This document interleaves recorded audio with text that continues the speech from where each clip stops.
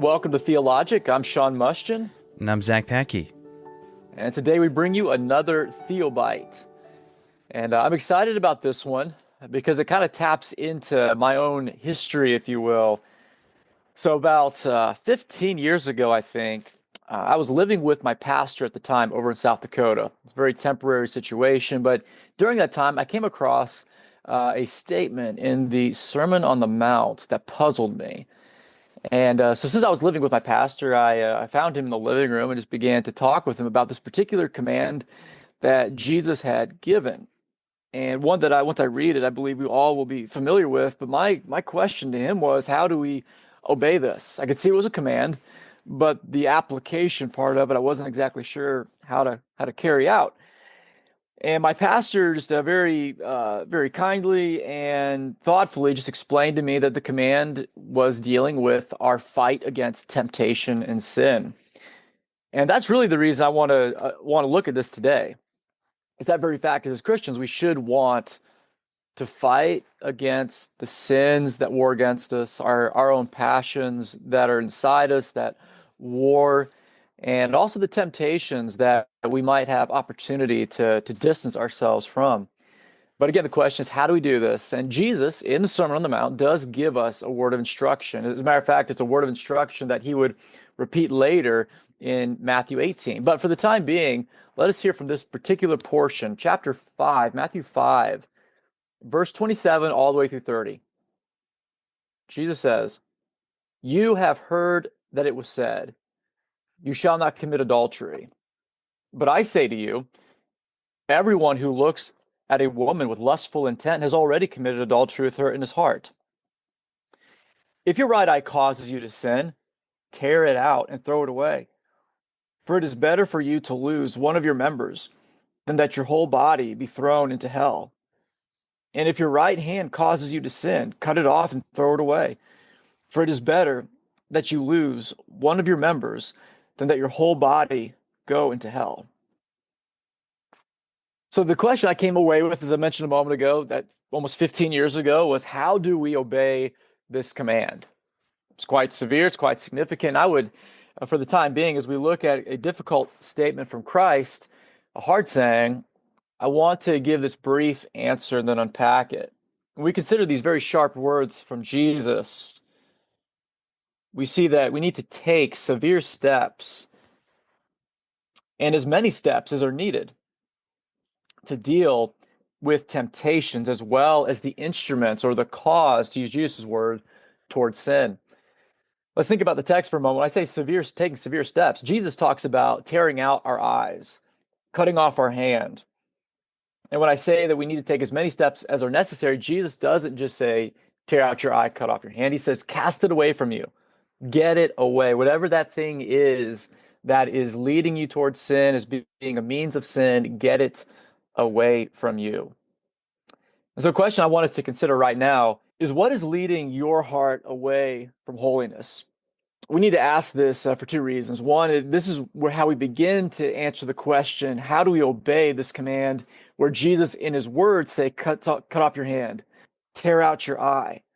We need to ask the question, what is leading your heart away from holiness, also because this is a matter of heart discernment, knowing what is in our own hearts, our own passions, as Paul would call that in Ephesians chapter 2. So to unpack that a little bit more, let me ask you a question to consider. What situations in your life are regularly pampering your pride?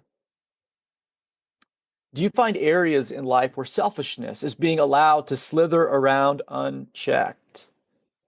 Again, this is a call for us to discern our heart. This is what it looks like for us to be taking steps of obedience to Christ's command to cut off those things. We must be able to identify before we're able to begin to tear out and to cut. But let's also now become a little more specific to the text that we have with Jesus in Matthew 5, where adultery immediately precedes this command or the discussion on it. And we need to consider that adultery in and of itself is one of the primary areas where this command is applied. We must consider that adultery is not only physical, but is also emotional. And so, where in our lives do we see areas of unfaithfulness to a spouse? Again, whether emotional or physical, and particularly in the day and time we live in, we see that pornography is probably one of the greatest means in our day and time of being an adulterer. But with the mention of pornography, I want to take a bit of a turn as we're discerning our heart, as we're considering, okay, what does it look like to obey this command, to cut off the hand, to tear out the eye, to take these severe steps in removing temptation from us? Well, pornography is a product of technology. Let's consider for a moment technology in a more broad sense. What I've just gone over more directly toward adultery, whether it's emotional or physical or pornography, those things are always inherently sinful. There's no redeeming quality to that. But I want us to turn the page, if you will, and consider how technology can be misused in ways that are not always inherently sinful, but can often tend towards sin.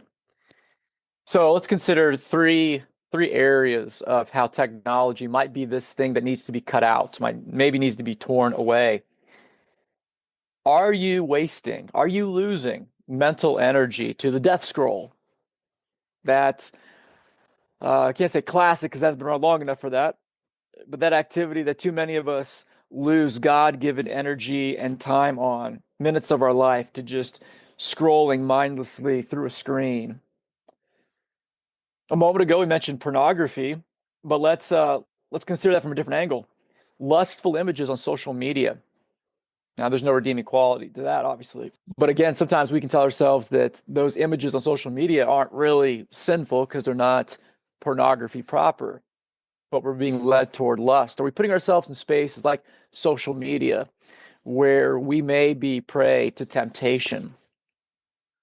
Other things, too, a little more quickly, obsessive habits dealing with technology and screens, such as gaming, obsessive shopping, mindless reading.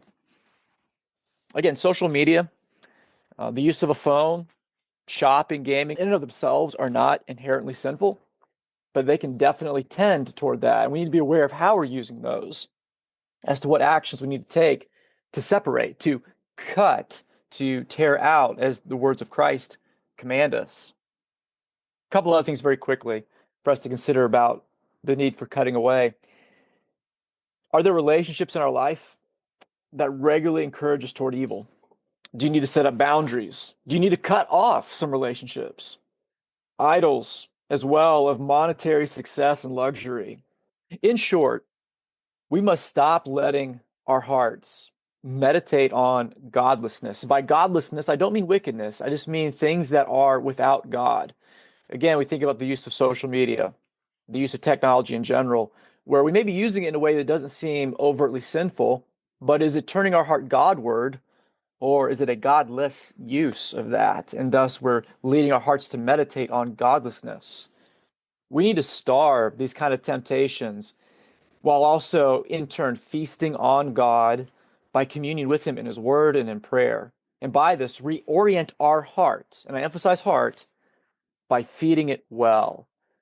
Jesus began to make the command to tear out the eye, cut off the hand, as a response to the heart sin of adultery.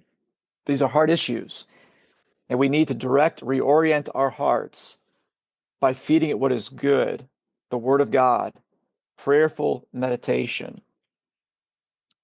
So, question to you: how can you take planned out and measurable steps to distance yourself from spaces which regularly lead toward temptation, whether that's a relationship, social media, or any of the other things that we've looked at, general uses of technology?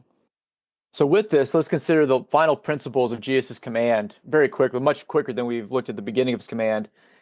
Not only does he talk about this cutting away, but what this shows us is that there can be some pain and discomfort in the pursuit of holiness. That imagery that Jesus gives us, that tearing out of the eye, that's not a comfortable activity. The cutting off of the hand, it may almost be debilitating or handicapped, if you will. And in that very idea, we may see that we may have to take losses in life in order to pursue holiness. We may have to cut out something that we feel is a need or a benefit in order to pursue holiness. And again, to take it back to the idea of sexual sin and pornography. I read in a book one time where if a man is dealing with pornography on his phone, he needs to remove his browsers and all such things that would give him access to that, even though it'll make his life maybe inconvenient when it comes to some of the conveniences you can have to immediate internet access, no matter where you are. But that inconvenience, that cutting out the avenue toward pornography, can be a great blessing, and God will honor that. And then finally, one final thought on this. This is actually the words of one of my favorite movie characters, Maximus of the movie Gladiator. What we do in life echoes in eternity. Jesus says that it is better to cut these things away than to enter hell, the hell of fire, with both hands or with both eyes. We need to keep an eternal perspective as we search our hearts to discern what areas of our life are areas that tend toward temptation, putting us in places of sin, and how we go about removing those, setting boundaries, or cutting things off altogether. And remember this, we don't do this alone. Paul teaches us in Romans 8:13, if you live according to the flesh, you will die. But if by the Spirit you put to death the deeds of the body, you will live. We're not alone. Jesus gave the command, and the Spirit empowers us to follow through with that. Oh, Pac, any thoughts on Yeah. that? Yeah, I like that you emphasize the importance of the heart with the whole thing, because it's both the heart and the actions, the internal and the external, that needs to be dealt with properly. With that whole thing, you including getting rid of the things that are in your life that are in the way, externally. Internally, are you also searching your heart to ask yourself the questions as to why exactly you are pursuing such a thing? A lot of times there is damage in the past, especially if it's sexual sin or addictive behaviors like drugs or alcohol. There is damage in the past that you have not healed from, especially if you're a younger person and you're acting out sexually or acting out in terms of an addictive behavior.